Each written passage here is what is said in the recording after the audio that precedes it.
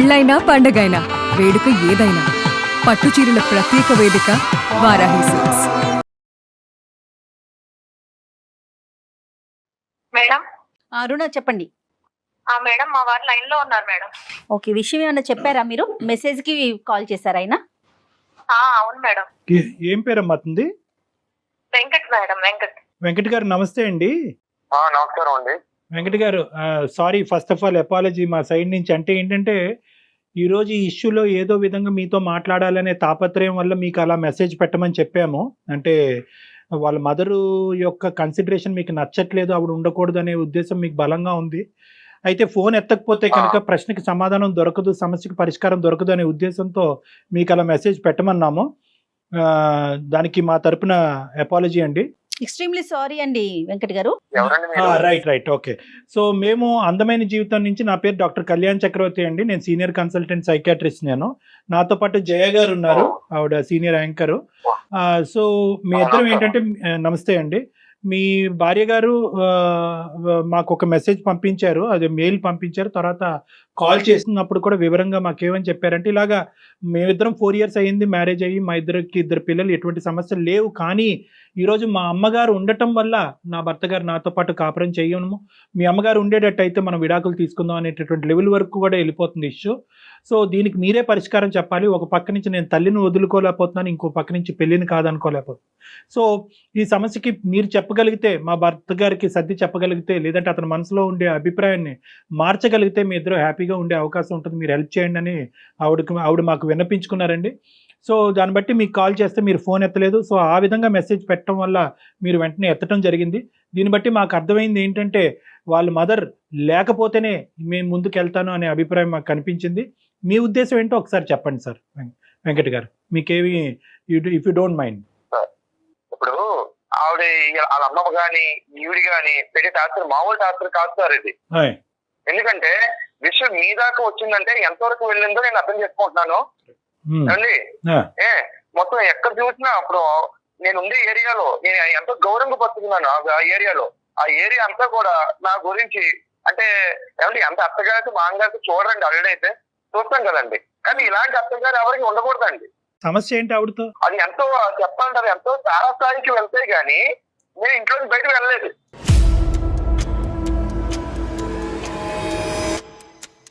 కాదండి, ఆవిడ ఏ విధంగా సమస్య అండి? మీ ఇద్దరు ప్రైవేట్ ఇష్యూస్ లో ఆవిడ జోక్యం చేసుకుంటున్నారా? కానీ ఎవరన్నా సరే కాపురాన్ని వదిలి పిల్లల్ని వదిలి బయటకు వెళ్ళిపోతారు మొగుడు అనేవాడు. అది వెళ్ళాడు అంటే ఎంత టార్చర్, ఇంట్లో ఎంత టార్చర్ అనుభవిస్తే గానీ బయటకు వెళ్ళండి. అదే బలమైన కారణాలు 1-2 ఉంటే మాతో షేర్ చేయగలుగుతారా? ఆవిడ ఉంటాం పోలే ఇంట్లోకి ఫస్ట్ లో అలా వచ్చి వెళ్ళిపోయేవారు. ఫస్ట్ లో తర్వాత ఏదో కొంచెం హస్బెండ్ లేరు అదని ఇదని ఏదో ఒక్కతో వచ్చి వెళ్తూ కూడా మొత్తం వచ్చి మొత్తం ఉండిపోయిందండి. ఇంకా ఉన్నది సవ్యంగా ఉండాలి కదండి. పుల్లలు పెడుతుందండి ప్రతిదానికి. పుల్లలు పెడుతుంది. ఇప్పుడు ముగ్గురు పిల్లలకి మాట్లాడుకుంటాం, ఏదో చేస్తూ ఇప్పుడు పిల్లలు నాకు ఒక ఇంట్లో అందరం మేము కలిసి వెళ్తాం అండి. ప్రతి దానికి పుల్లలండి. అంటే ఆమెలో ఉన్న యాటిట్యూడ్ నేను ఇప్పుడు ఎవరు చూడలేదు కూడా. నేను పుల్లలు పెట్టి యాటిట్యూడ్ అంతా ఆవిడ వచ్చిన కానించే తలకే పోటండి. దేనికైనా సరే అంటే ఆవిడ మాటే ఉండాలి. ఆమెకంటే మా అత్తగారి కంట నేను అడుగడుగును రెస్పెక్ట్ ఇవ్వాలంటండి. చూసారా సార్ ఎలా మాట్లాడుతున్నారు? నిన్న కాక మొన్న వచ్చి మా ఇంట్లో కిస్ట్ వేసేసింది. నేను బాగా చూసుకుంటున్నాను. నేను మీకు ఎప్పుడు లోడ్ చేస్తున్నా, కారు ఉంది, బిల్డింగ్ ఉంది, అన్ని ఉన్నాయి మనకి. నేను ఎప్పుడు మీకు లోడ్ చేస్తున్నా. నేను వీళ్ళని వదిలి వెళ్ళిపోవడానికి, మన ఆంధ్ర వెళ్ళిపోవడానికి కారణం వాళ్ళ అమ్మేనండి. నాకు ఆవిడకి చూసే వాళ్ళు ఉంటే మా ఇంట్లో ఎందుకు ఉంటారు సార్? తను అక్కడికి ఆవిడ ఊరికనే ఉండలేదు సార్. కౌలు డబ్బులు ఇస్తున్నారు. నువ్వే మాట్లాడు, నువ్వే మాట్లాడు. ఇంకా నా ఇంకా అంటే ఇంత చేసి ఇంత బయట తీసుకొచ్చి ఇంట్లో విషయాలన్నీ బయట పెట్టావు నువ్వు. బయట పెట్టాక మీరు చేశారు, బయట పెట్టేదాకా మీరు చేస్తాను. ఆవిడే లేకపోతే ఈ గొడవ వస్తుందా చెప్పు? కూతురు కాపురం ఎవరు ఏ తల్లి తీసుకుంటారు? కూతురు కాపురం కాదండి, కూతురికి సార్ ఒకసారి నా మాట అంటారు సార్ మీరు కొంచెం? చెప్పండి వెంకట్ చెప్పండి. ప్లీజ్, ఇద్దరు ఉన్నామండి, చిన్న గొడవలు అనుకుంటూ ఉంటాం మేము. ఏంటి మీ ఇద్దరు ఇప్పుడు ఇలాగే ఉంటారా? అది విడిపోండి అంటుందండి. మాటలు ఎందుకన్నారండి? ఆవిడ కొద్దిగా శారస్తం అండి. ఎప్పుడు పెద్ద వయసుని వాళ్ళు 30 years నుంచి ఆవిడ విడిగా ఉంటున్నారు. ఏదో శారస్తం వల్ల చిన్న మాట అన్నారు. అమ్మా కట్టుకొని ఆవిడ ముందే మనవన్ని కొట్టేసి కూతుర్ని కొట్టేసి మాట్లాడుతుంటే తను అందరూ అండి ఒక మాట. అమ్మా ఒకటి అండి మామూలుగా నా పిల్లలు అన్నాక దెబ్బ వేయరండి. నా కొడుకు నా పాప మేము దెబ్బ వేసుకోమా మా ఇంట్లో వెంటనే కాపులు విడిపోతాయా? అలాగైతే మొత్తం లోకల్ ఎన్ని కాపులు విడిపోవాలండి? నేను ఆ మాట గురించి ఒక్క విషయం అరుణ మాట్లాడుకు నువ్వు, నేను చెప్తున్నాను కాదు సార్, నా ఒక్క మాట గురించే నీకు నీ తల్లి కావాలా నేను కావాలా అని అప్పటికప్పుడు నేను నిర్ణయం తీసుకుని నా సొంత ఇంట్లో నా పిల్లలు నా బిడ్డలు మొత్తం నా పిల్లని వదిలేసి నేను వెళ్ళిపోయాను సార్. ఇప్పుడు మీరు చెప్పండి. కానీ ఏదో పెద్ద ఏదో ఇందిరాగాంధీ లాగా ఫీల్ అయిపోతుందండి. అరుణ, నిజంగా మీ అమ్మగారు మీ ఆయన ఏంటి ఇలాంటి అలాంటివి అని చెప్పినటువంటి సందర్భాలు ఉన్నాయా, లేదంటే అతను ఊహించుకుంటున్నాడా? లేదు సార్, అతను ఊహించుకుంటాడు అంతే. తను ఉంటేనే తనకి ఇరిటేషన్. అసలు పాతకాలం ఆవిడ తీసుకొచ్చి ఇప్పుడు మన ఇంట్లో పెడితే నీకు అవుద్దా? పాతకాలం సరే తల్లి తల్లేనండి. పాతకాలం కొత్తకాలం ఉండొచ్చు. నీకు తల్లి ఉండవచ్చు. నాకు తల్లిదండ్రులు లేరా? నేను తీసుకురాలేక అదే కాన్సెప్ట్ వెంకట్, అదే కాన్సెప్ట్ వెంకట్. మీరిద్దరు అలాగా కొట్లాడేసుకుంటే ఇంకా మేమెందుకు? నీ మాట వింటున్నాను. నేను అడిగిన ప్రశ్నకు కూడా సమాధానం చెప్పు. నీ లోపల ఉండేటటువంటిది ప్రత్యేకంగా అరుణ్ గారు అమ్మగారు మీ యొక్క ప్రైవసీలో ఇంటర్ఫీర్ అయ్యి లేనిపోని ఆ అమ్మాయి మనసులో పెడుతుంది అనేటటువంటి అభిప్రాయం, లేదంటే నా తల్లిదండ్రులు లేనటువంటి స్థానంలో ఆవిడ ఉంది అనేటటువంటి వ్యతిరేకత ఏంటి ఇక్కడ కాన్సెప్ట్? సార్ ఇప్పుడు వాళ్ళ అమ్మ వాళ్ళకి ఎక్కువ అనుకోండి, భరించమని చెప్పండి సార్. నేనెందుకు భరించాలి సార్? అత్తగారిని కాదంటలేదు, పిల్లనిచ్చిన అత్తగారు నాకు ఓకే, నేను కాదంటలేదు. కానీ ఎంతకాలం భరిస్తాం సార్? మా ఇంట్లోనేనా భరించటం అనే మాట తప్పు. వెంకట్ గారు, మీరు చాలా పదునైన పదాలను పెట్టేస్తున్నారండి. వెంకట్, ఒకే ఒక పాయింట్ నేను అడుగుతానా, ఒకే ఒక పాయింట్. నువ్వు మంచోడివి, నీ భార్య నీ గురించి ఏమీ చెడ్డగా చెప్పలేదు except for her mothers issue. ఈ ఒక్క ఇష్యూ తప్ప. నేను ఒకే మాట చెప్తా. ఈ రోజు ఆవిడ్ని ఒక అత్తగారి కింద చూడకు. ఒక ఆడదానిగా, ఒక స్త్రీగా 20 సంవత్సరాల పాటు భర్త లేకపోయినా కూడా 3 కూతుర్లకి దగ్గరుండి పెళ్లి చేసి ఎంత అనుభవించుంటుంది ఈరోజు. ఒకటి నెంబర్ 1. నెంబర్ 2 ఏంటంటే, ఈ ఆఖరి ఆడపిల్లకి ఈ అమ్మాయి మొదటి నుంచి తల్లి పడినటువంటి కష్టం దగ్గర నుంచి చూడటం వల్ల వీళ్ళిద్దరి మధ్యన ఒక బాండింగ్ క్రియేట్ అయింది. సడన్గా ఆ బాండింగ్ కాస్త ఈ అమ్మాయి బయటకు రావడంతో ఒక ఎంటీ స్పేస్ క్రియేట్ అయింది, ఒక ఒంటరితనం క్రియేట్ అయింది. నా జీవితం ఏంటి, నా గమ్యం ఏంటి అనేటటువంటి ఫీలింగ్ వచ్చింది. తల్లిదండ్రులే ఓకే, అయితే నా తల్లిదండ్రుల్ని నేను మా ఇంటికి రమ్మంటారా చెప్పండి?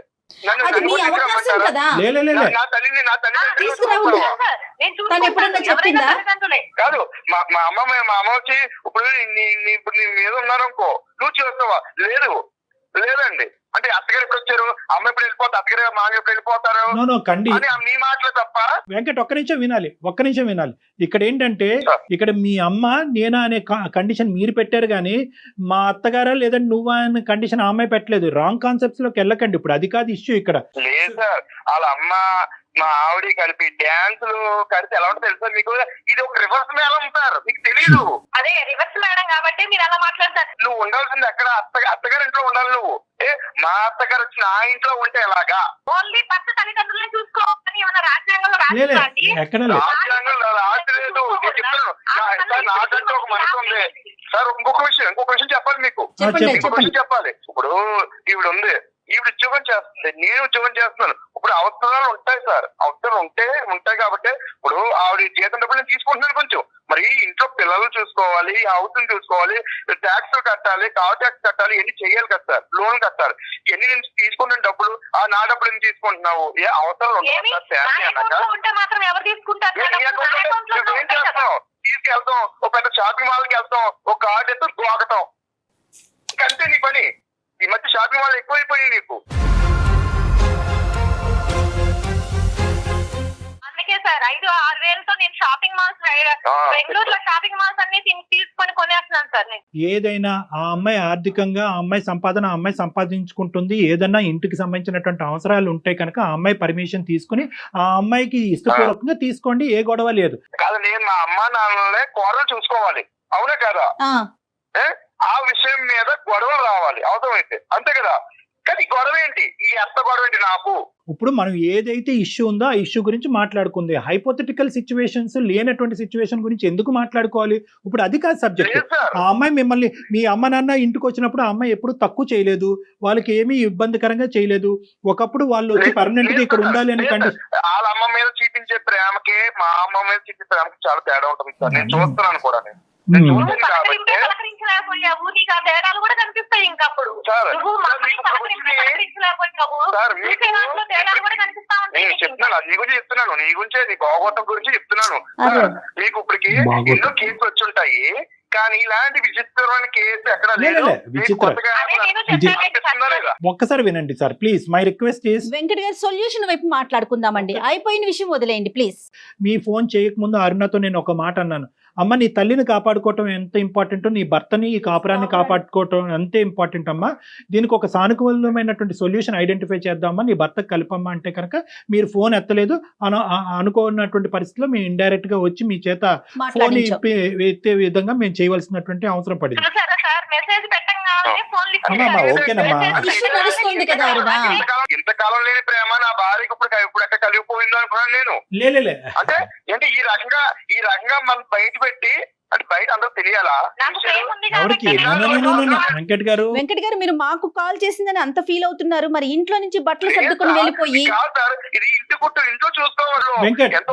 బతుకుతుంటే ఇలా బయట పెడుతుంది ఇది ప్రతిసారి. నో వెంకట్ చాలా ఇబ్బందిగా ఉంటుంది నాకు. కాదు, ఇంటి గుట్టు బయటకు వచ్చిందని అంటున్నారు. మనం కూడా ఇప్పుడు ఇంటి గుట్టు బయటకు వచ్చింది అంటున్నారు. విడిపోయేటటువంటి భార్యాభర్తలు, పిల్లలకి తల్లిదండ్రులు దూరం అయ్యేటటువంటి మీకు మా ద్వారా ఒక పరిష్కారం వస్తే సంతోషపడరా?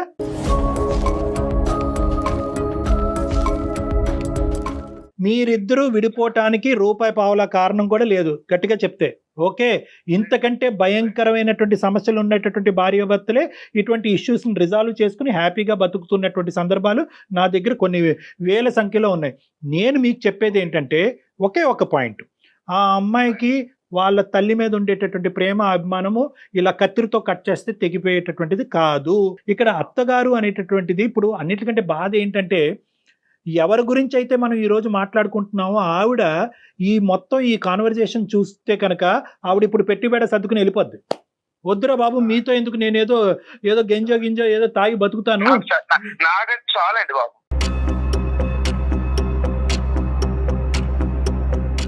నో వెంకట్ కలిపి ఆవిడేమో అల్లుడి మీద, ఇదేమో మొగుడు మీద డ్యాన్సులు. ఏం మాటలు వెంకట్, మీరు ఐటీ ప్రొఫెషనల్ అంటున్నారు, మీరు పద్ధతిగా మాట్లాడండి.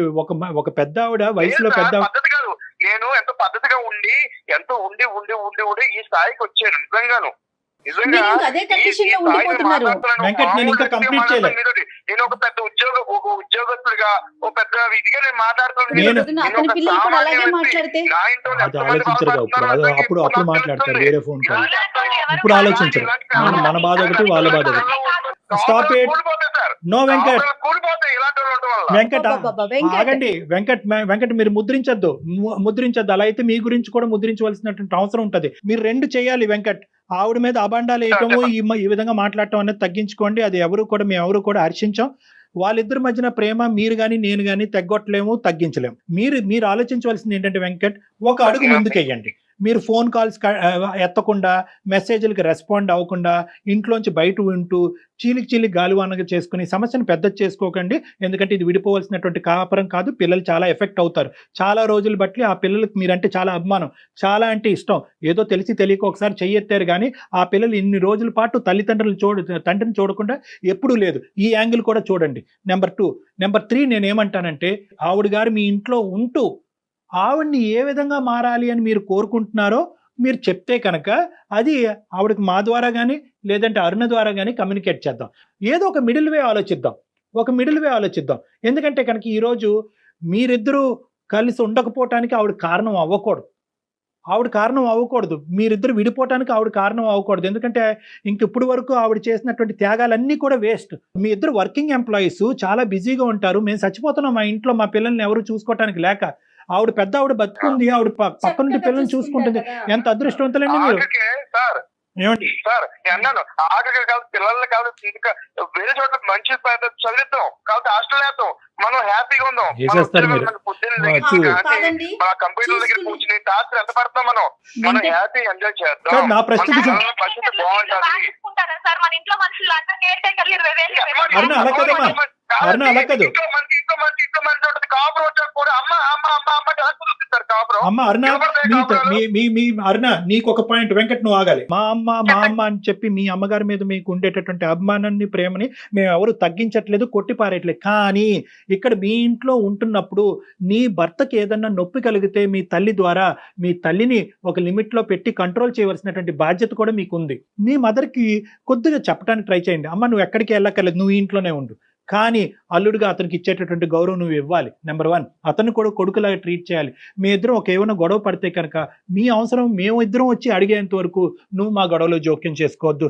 ఇలాంటి అంశాలు ఏమన్నా ఆ పెద్ద ఆవిడ మనసు గాయపడకుండా చెప్పగలిగితే కనుక ఇక్కడ మన వెంకట్ చల్లబట్టడానికి అవకాశం ఉంటుంది. మీ అమ్మగారు ఈ ఇంట్లోకి రాకముందు ఇలా అమర్యాదగా ఎప్పుడన్నా వెంకట్ మాట్లాడా? మాట్లాడతారు సార్, చిన్న చిన్న విషయాలు మాట్లాడతారు.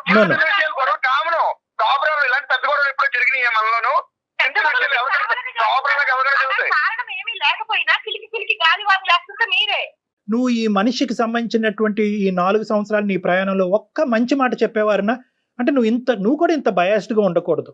ఓకే, మీ అమ్మగారికి సంబంధించినటువంటి అంశంలో తప్ప మీ ఇద్దరికి ఇంకో అంశంలో ఓకే ఆ ఫైనాన్సెస్ అనేటటువంటిది ఒక చిన్న అంశం ఉంది, అది ఈజీగా సర్దుబాటు అయ్యేటటువంటి అంశం. Let us talk positive about your husband also. 2 పిల్లలకి అన్నావు అతనంటే కూడా కొద్ది గౌరవంగా మాట్లాడు. నువ్వు ఇప్పుడు ఉండేటటువంటి ఈ వాడి వేడిలో మీ అమ్మగారు ఇక్కడ ఉండటం అనేది తాత్కాలికంగా మంచిది కాదు. తాత్కాలికంగా, దీర్ఘకాలికంగా కాదు, తాత్కాలికంగా. ఎందుకంటే ఈ వాడి వేడిలో బలవంతంగా ఉంటే కనుక ఆవిడకి కూడా మనశ్శాంతి ఉండదు, కాబట్టి ఆవిడ దూరంగా ఉంటారు. ఫస్ట్ ఆఫ్ ఆల్ మీరిద్దరూ ఒక చోట ఉండి మీరిద్దరూ ఒక డెసిషన్కి రండి, కూల్గా కామ్గా ఉండండి. ఈ లేబుల్ చేసుకోవటాలు, వేలెత్తి చూపెట్టుకోవటాలు జీవితాన్ని భయంకరంగా చేసుకోవద్దు.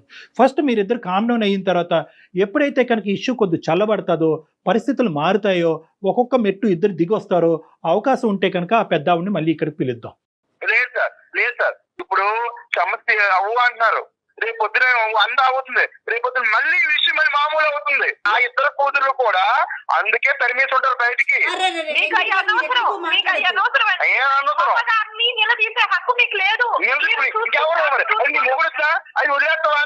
ఏంటి కళ్యాణ్ గారు ఇప్పుడు అది వెంకట్ మీరు కాస్త ఒక్క 2 minutes ఆగండి, నేను అరుణతో మాట్లాడతాను. ఓకేనా అమ్మా? నువ్వు కొద్దిగా గుండె నిబ్బరం చేసుకోమ్మా. నీ తల్లి మీద నీకు ఉండేటటువంటి ప్రేమ నేను మళ్ళీ రిపీట్ చేస్తున్నాను, ఎవరు తగ్గించలేదు. బట్ ఏంటంటే వెంకట్లో 95% all angles are good, only మీ మదర్ పాయింట్ ఆఫ్ వ్యూలోనే ఒక నెగిటివిటీ కనిపిస్తుంది. కాబట్టి ఈరోజు నువ్వు ఏం అనుకుంటావు? నేను 4 ఆప్షన్స్ ఇచ్చాను, అందులో 4th ఆప్షన్ నేను ఏమని చెప్పాను అంటే కనుక ఇదంతా చూస్తూ మీ అమ్మగారు ఎలా భరించగలరు అనే ఆప్షన్ కూడా చెప్పాను. ఆ పాయింట్ ఆఫ్ వ్యూ నుంచి నువ్వు ఏం కంక్లూజన్ తీసుకుంటావు ఒక మాట చెప్తున్నాను. నేను మా అమ్మగారిని పక్కన పెట్టేసి అన్ని సర్దుమనినాక కొంచెం అన్ని అనుకూలంగా ఉన్నాయి అన్నప్పుడు తను కూడా ఒప్పుకున్నప్పుడు ఇంటికి తీసుకొస్తే బాగుంటది అన్నది మీరు చెప్పారు కదా సార్. ఎందుకంటే నా ఉద్దేశం నాన్న, ఇది నాకు తెలిసి ఇది చాలా బాధ కలిగేటటువంటి సబ్జెక్ట్ నీ చేత బలవంతంగా. అదే నా బిడ్డలు నా పిల్లలు నాకు కావాలి సార్, నా భర్త కూడా నాకు కావాలి. సొసైటీలో ఇవాళ ఎవరు లేకపోయినా నేను బతకలేను. ప్రతి రిలేషన్ చాలా ముఖ్యమండి మనకి. అంటే ఏదో జాబ్ ఉందని, నేనేదో డబ్బులు సంపాదించేస్తున్నానని, నేనేదో ఉండాలని చెప్పి రాలేదు సార్. దీనికోసమే వచ్చాను, నాకంటూ ఒక సొల్యూషన్ కోసమే మీ దగ్గరకు వచ్చాను. కానీ ఏంటంటేనమ్మా, ఇక్కడ you have to choose between 2 loves. అంటే 2 ప్రేమల మధ్యన నువ్వు చూస్ చేసుకునే దురదృష్టకరమైన పరిస్థితి ఏర్పడింది. కానీ ప్రతి సమస్యకి పరిష్కారం, సొల్యూషన్ అయితే ఉంటుంది. చూస్తా కూడా అమ్మ కూడా ఉండలేదు సార్. ఇలా ఉంటే తను ఇంటికాడ ఉన్నా గానీ ఎంత బలవంతంగా వాళ్ళు చెప్పి వీళ్ళు చెప్పి ఒకవేళ వచ్చినా గానీ తను ఇలా ఉండదు సార్. ఏదో ఒక మాట మీద వస్తానే ఉంటుంది. ఇవన్నీ చూస్తా పెద్ద ఆవిడ ఇంకా అంతేనా? ఇప్పుడు వరకు గెలిచాను అని గర్వపడే మీ అమ్మ ఈ రోజు ఓడిపోతున్నానన్న ఫీలింగ్ వస్తుంది మీ మదర్కి. 2 పిల్లలు విడిపోవటానికి నేను కారణమయ్యానన్న ఫీలింగ్ వస్తుంది. దయచేసి మీరిద్దరు ఎంతన్నా అనుకోండి కానీ ఆవిడకి ఆ ఫీలింగ్ రాకుండా చూసుకోండి. ఆ ఫీలింగ్ ఆవిడ రాకుండా ఉండాలంటే కొద్ది కఠినమైన నిర్ణయం నువ్వు ఇప్పుడు తీసుకోవాలి, అది కూడా తాత్కాలికంగా, టెంపరీ. ఏదైనా సరే వీలుగా ఉంటే ఎలా అయినా అమ్మను బాగా చూసుకోవడం కావాలి. అమ్మ ఎక్కడున్నా కానీ నేను అనుకూలంగా చూసుకొని మా వారితో మాట్లాడుకొని నేను తర్వాత తెచ్చుకుంటాను మేడం. నా కాపురం కూడా నాకు ముఖ్యమే కదా మేడం. ఆవిడ అస్సలు సమస్య లేదు సార్. ఆవిడ ఎప్పుడూ నా సంతోషానికి అడ్డం రాదు Right. సార్. ఏ Okay, okay. అమ్మాయినా సరే. ఫీల్ అవ్వకుండా ఉండే దాని గురించి నా సొల్యూషన్ అమ్మా. ఈ సబ్జెక్ట్ గురించి డిస్కషన్ మళ్ళీ మీ ఇద్దరి మధ్యన రాకూడదు. ఏదో కోల్పోయామనే భావన మీరు చూపించకండి అతని దగ్గర. మీరు చూపెట్టకూడదు, ఆవిడ్ని లేబుల్ చేసేటటువంటి హక్కు మీకు కూడా లేదు. మిస్టర్ వెంకట్, మీ తల్లిగారు ఎంతో, ఆవిడ కూడా అంతే. నువ్వు ఇంత డాన్సులు గీన్సులు ఇలాంటి దయచేసి ఈ మాటలు పదే పదే రానివద్దు, అది మంచిది కాదు. అలా మళ్ళీ వస్తే కనుక మీ కాపురాన్ని కాపాడే బాధ్యత మా నెత్తి మీద అయితే ఉండదు. మళ్ళీ ఆ విషయం ఉంది సార్ తన దగ్గర. తను లేకపోతే బానే ఉంటారు సార్. సార్ ఆవిడ లేకపోతే చెప్తున్నాను సార్, మీరు మాట్లాడతాను కొంచెం మీరు మాట్లాడి ఆ సిస్టర్స్ తో, ఎందుకంటే ఈవిడ మాట్లాడి ఏం ప్రయోజనం ఉండదు సార్. మీరు మాట్లాడి పెద్ద మనసు తోటి ఆ సిస్టర్స్ తోటి వాళ్ళ అమ్మగారిని Okay. కూడా మాట్లాడి అది కూడా కొంచెం చేస్తాం. తన చిన్న కూతురు కాపురం ఆలోచించమని చెప్పండి. సరే తప్పకుండా, తప్పకుండా. చిన్న కూతురు కాపురం ఏంటి, పెద్ద కూతురు కాపురం ఏంటండి, అన్ని కాపురాలు తల్లికి ప్రతి బిడ్డ ఇంపార్టెంట్. సమానమేనండి. ఇక్కడ ఆగిపోవాలి. మీరు ఒక బోల్డ్ డెసిషన్ తీసుకున్నారు, ఆ డెసిషన్ మీదే నిలబడండి. ఆ డెసిషన్ Okay, ఎస్. సరే సో ఈ విధంగా సరే. చేద్దాము. నేను అందరితో మాట్లాడతాను, ఆ సిస్టర్స్ తో కూడా మాట్లాడతాను, అండ్ మీ అరుణ గారు వాళ్ళ అమ్మగారితో కూడా నేను మాట్లాడతాను. ఓకేనా? సరే సార్.